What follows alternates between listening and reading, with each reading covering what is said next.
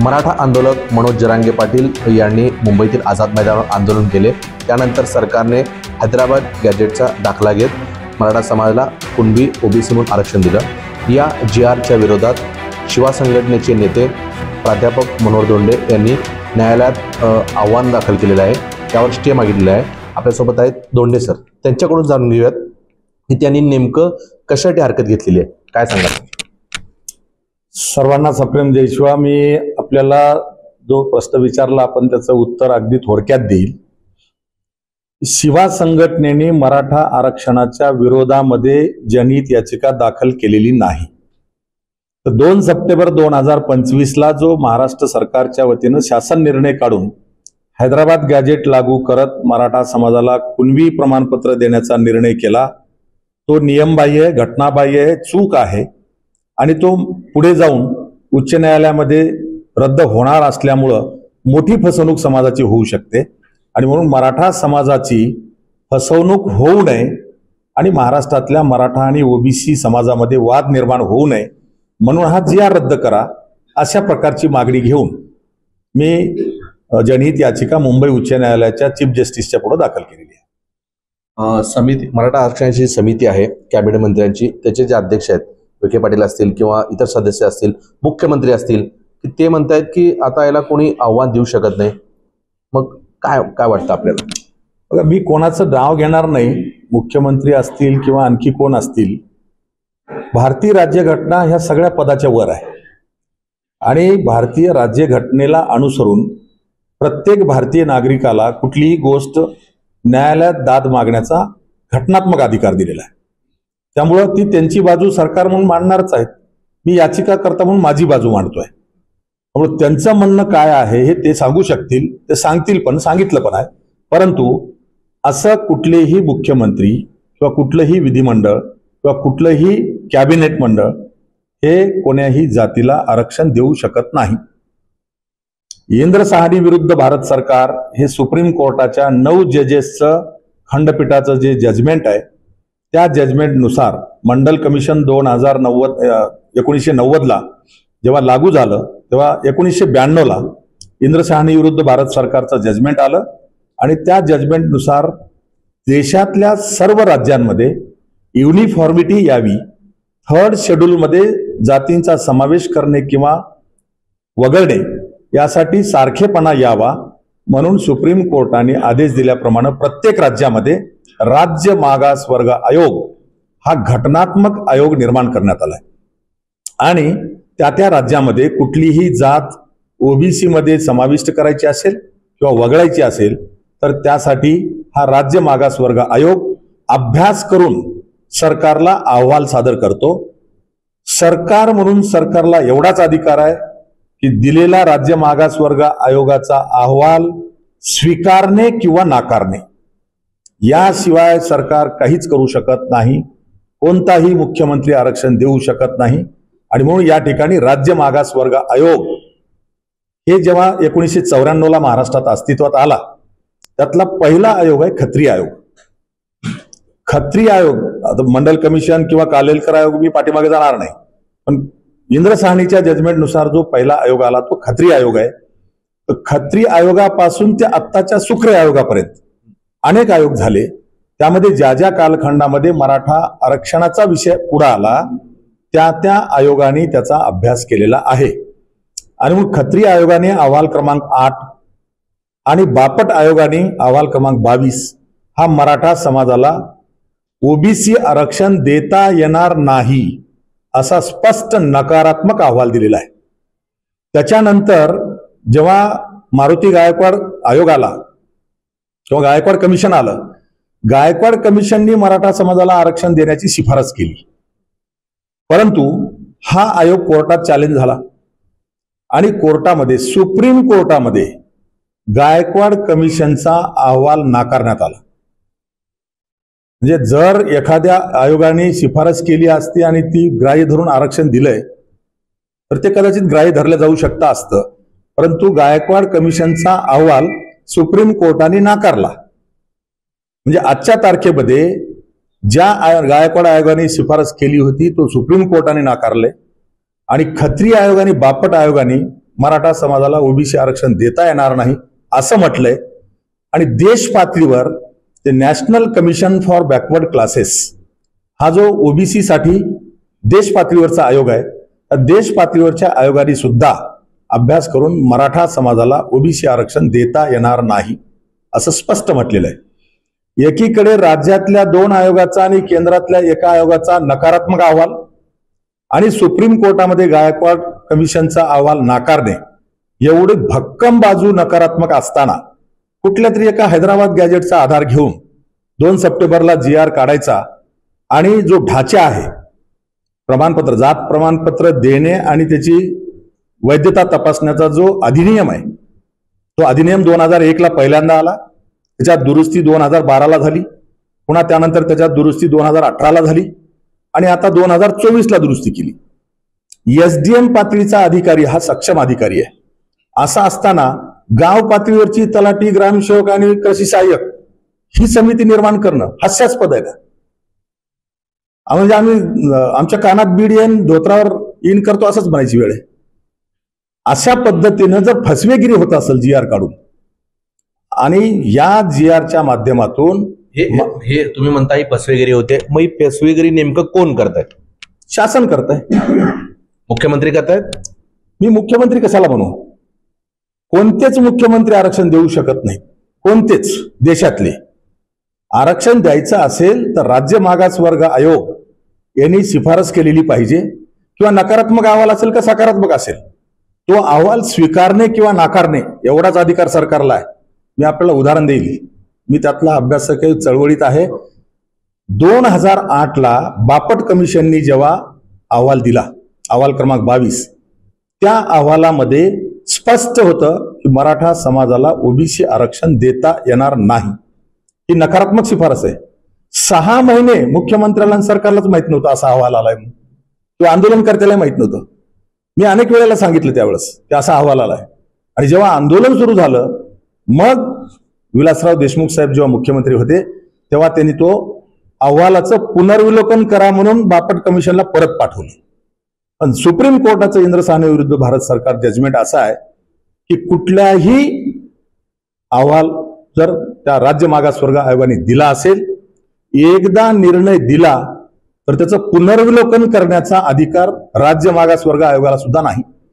जसं डिस्ट्रिक्ट कोर्टामध्ये जर एखादा निर्णय झाला तर तो निर्णय बदलायचा अधिकार डिस्ट्रिक्ट कोर्टाला नाही, हायकोर्टात जावं लागतं. तशीच परिस्थिती आहे. पण बापट कमिशनने एका ओळीचं उत्तर दिलं होतं मुख्यमंत्री विलासराव देशमुखांना, या अहवालाचं पुनर्विलोकन करण्याचा अधिकार राज्य मागासवर्ग आयोगाला नाही.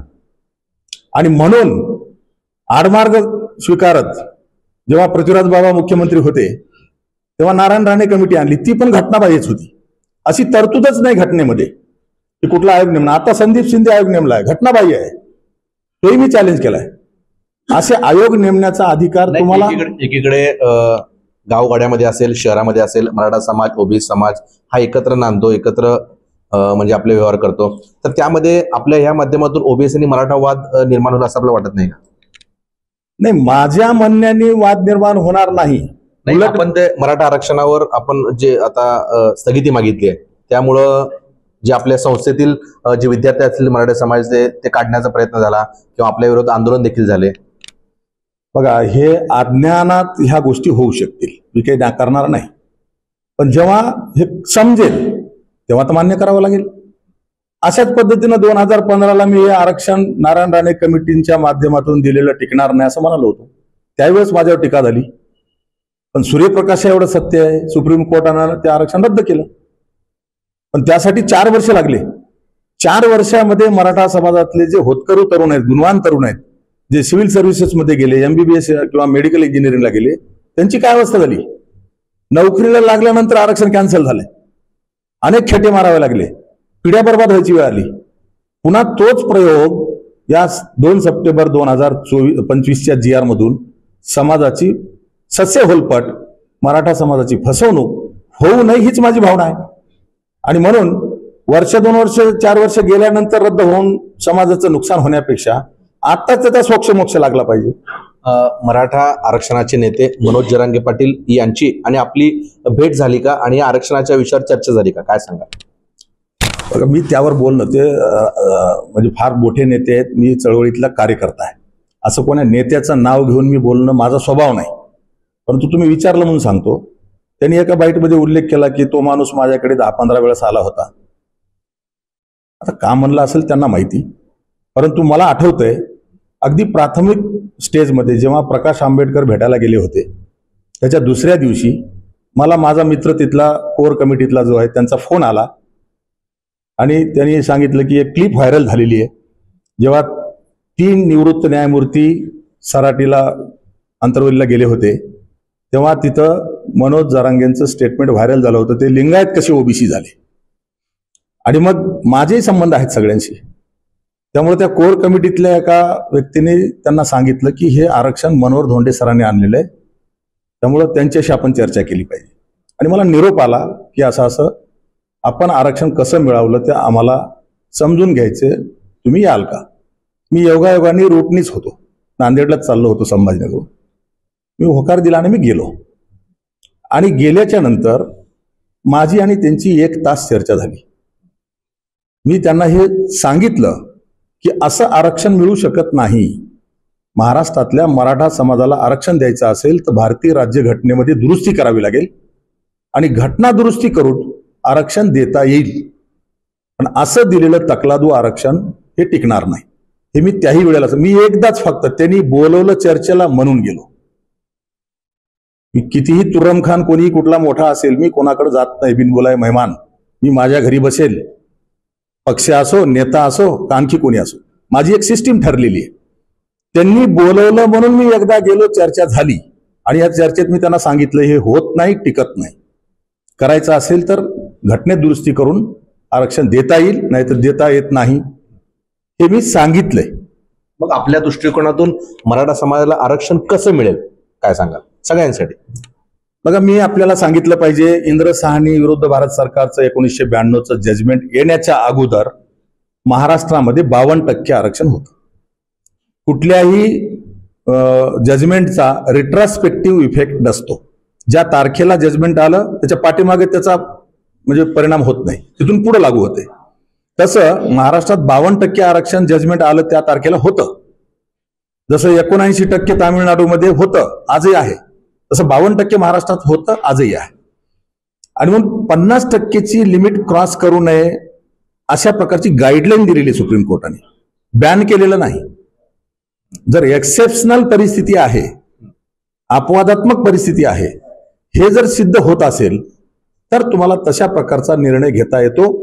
आणि म्हणून मराठा समाजाला महाराष्ट्रातल्या आरक्षण द्यायचं असेल तर घटना दुरुस्ती करावी लागेल आणि भारतीय राज्यघटनेमध्ये दुरुस्ती करून मराठा समाजाला वेगळं 15% आरक्षण द्या, ही मनोहर धोंडेचीच मागणी आहे.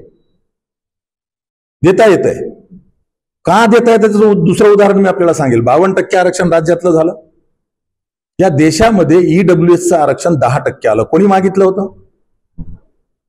ईडब्ल्यूएस म्हणजे आर्थिक दृष्ट्या दुर्बलांचं 10% आरक्षण भारत सरकारने लागू केलं भारतीय राज्यघटनेत दुरुस्ती करून. आणि म्हणून ते कुठेही चॅलेंज झालं नाही. चॅलेंज झालं तरी ते रद्द झालं नाही. तसं 10% आरक्षण महाराष्ट्रात आलं ना, मग ते 52%चं 62% झालं. महाराष्ट्रामध्येच एससीबीसीचं 10% आरक्षण विधिमंडळात कायदा करून दिलं, तेही आता रद्द होणार आहे. मी आजच सांगतो, उच्च न्यायालयात याचिका आहे, त्याची आता मागच्या आठवड्यात सुनावणी झाली, पुन्हा 4 तारखेला आहे ऑक्टोबरच्या. एससीबीसी पण रद्द होणार, ते घटनाबाह्यच आहे. त्यामुळे तेही आरक्षण दिलं ना 10%. म्हणजे एससीबीसीचं 10%, ईडब्ल्यूएसचं 10% आणि मूळ 52%. आज महाराष्ट्रात 72% आरक्षण चालू आहे. माझं म्हणणं आहे की मराठा समाजाला खरंच न्याय द्यायचा आहे, न्याय मिळाला पाहिजे. मराठा समाजात अनेक कुटुंब गरीब आहेत, त्यांना आरक्षणाची गरज आहे, त्यांना आरक्षण मिळालं पाहिजे. हे मनोहर धोंडे आणि कैलासवासी विनायकराव मेटे आम्ही दोघांनी 2005 साली मुंबईच्या आझाद मैदानाच्या बाजूला असलेल्या मराठी पत्रकार संघात एकत्र पत्रकार परिषद घेतली होती. विनायकराव मेटेंनी माझ्या मागणीला पाठिंबा दिला आणि मी विनायकराव मेटेंच्या मागणीला पाठिंबा दिला. तेव्हापासून हा आमचा प्रवास सुरू झाला. मी 25 जाती ओबीसीत आणल्या, पण दुर्दैवाने एक मराठा जात येऊ शकली नाही. सगळे राज्यकर्ते मराठा आहेत. आणि माझा आरोपच आहे खुला महाराष्ट्रातल्या मराठा समाजाची फसवणूक ही मराठा नेत्यांनीच केली. येत्या 25 तारखेला आपली जी बाजू आहे न्यायालयातली ती आपण मांडणार आहात. मग काय बाजू मांडचाल, काय वाटतं आपल्याला? नाही, बाजू बी हीच मांडणार की घटनाबाह्य पद्धतीनं अशा प्रकारचे GR काढून हैदराबाद गॅजेट लागू करून आरक्षण देता येत नाही. जेव्हा भारत स्वतंत्र झाला तेव्हा हैदराबाद स्टेट जेव्हा विलीन झालं तेव्हा त्या हैदराबाद गॅजेटचा अर्थ संपला. असं जर राजा महाराजाचे कायदे जर आता लोकशाहीत लागू लागले तर मग घटनेला काय अर्थ आहे? आज जी आपली राज्यघटना आहे त्याला काय अर्थ आहे? मग तर ठिकठिकाणचे राजे महाराजाचे गॅजेट येतील. आणि एक गॅजेट जर समजा तुम्ही एका जातीला लावला असेल तर त्याच गॅजेटमध्ये दुसऱ्या जाती त्याला लावावं लागेल ना. जसं हैदराबाद स्टेटमध्ये त्या कालखंडामध्ये औरंगाबाद डिव्हिजन होतं, गुलबर्गा डिव्हिजन होतं. गुलबर्गा डिव्हिजन मध्ये आजचा धाराशिव आणि लातूर जिल्हा येतो पूर्वीच्या काळात. तर त्या गुलबर्गा जिल्हा डिव्हिजनचं एक उदाहरण देईल मी. त्याच्यात उल्लेख आहे, संख्यात्मक आकडे दिलेले आहेत, लोकसंख्या आणि जातवार लोकसंख्या.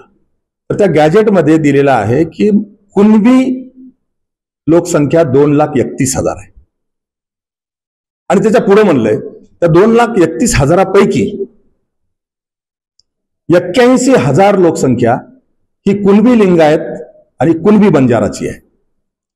77,500 ची लोकसंख्या ही कुणबी कोळी आहे. त्याच्या पुढे आणखी आकडे दिलेत, कुणबी ब्राह्मण दिलेला आहे, कुणबी जैन दिलेला आहे. माझं म्हणणं आहे कुणबी ही जात नाहीच. कुणबी हा शेतीचा व्यवसाय. ग्रामीण भागामध्ये जो शेती कसत होता त्याला कुणबी म्हणायचे आणि त्या व्यवसायाला कुणबिक म्हणायचे. जात नव्हतीच ती. त्यामुळं हैदराबाद कुणबी ही जात किंवा जो शब्द आहे तो ओबीसी मध्ये आहे का? आहे. चॅलेंज झालं नाही राहिलं, त्याला चॅलेंज झालं नाही राहिलं, पण कुणबी ही जात होऊ शकत नाही. मी उल्लेख केला ना आता गुलबर्गा डिव्हिजन मध्ये अशा पद्धतीचे आकडे आहे. मग तुम्ही त्या एकाच गॅजेटचा आधार घेऊन जर मराठा समाजाला हैदराबाद गॅजेटवर ओबीसी करणार असाल, कुणबी प्रमाणपत्र देणार असाल तर लिंगायत कुणबीला द्या ना, लिंगायत कोळीला द्या, लिंगायत बंजारा द्या, लिंगायत धनगर द्या, लिंगायत ब्राह्मण पण द्या ना. आहे की त्याच्यात? आणि एक गॅजेट एका जातीला लावता येत नाही. पॅरिटी ग्राउंड आहे. समानता हा आमच्या भारतीय राज्यघटनेचा मूळ गाभा आहे. त्याला तुम्ही टच करू शकत नाही. कुठलाही GR एका जातीसाठी काढताच येत नाही. म्हणून तर प्रवर्ग आहेत. SCBC एका जातीसाठी काढले, मराठासाठी, म्हणून ते रद्दच होणार आहे. मी त्याच्यात जरी नसलो, माझा जो अभ्यास आहे 40 वर्षाचा, त्यामुळे मी आज सांगतो SCBCचं 10% आरक्षण मराठा जातीसाठी काढलंय. कुठल्याही जातीला एका जातीसाठी आरक्षण करता येत नाही, त्यासाठी प्रवर्ग करावा लागतो. आणि मग SCBC आरक्षण सुद्धा घटनाबाह्यच आहे. हे होते प्राध्यापक मनोहर दोंडे. त्यांनी मराठा आरक्षण असेल किंवा न्यायालयातील त्यांनी दाखल केलेले अर्ज असेल यावर त्यांनी आपली भूमिका मांडली. नवराष्ट्रासाठी विशाल भांगे, सोलापूर.